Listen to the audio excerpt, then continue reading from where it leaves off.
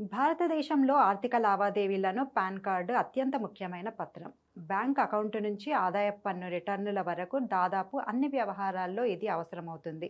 ఇప్పుడు కేంద్ర ప్రభుత్వం తీసుకొస్తున్న కొత్త ఆదాయపు పన్ను చట్టం 2025 ప్రకారం పాన్ కార్డుకు సంబంధించిన కొన్ని కీలక నిబంధనలు ఏప్రిల్ 1, 2026 నుంచి అమల్లోకి రావచ్చని సమాచారం. ప్రస్తుతం రోజుకు 50,000 కంటే ఎక్కువ నగదు బ్యాంకులో జమ చేసినా లేదా తీసుకున్న పాన్ ఇవ్వాల్సి ఉంటుంది.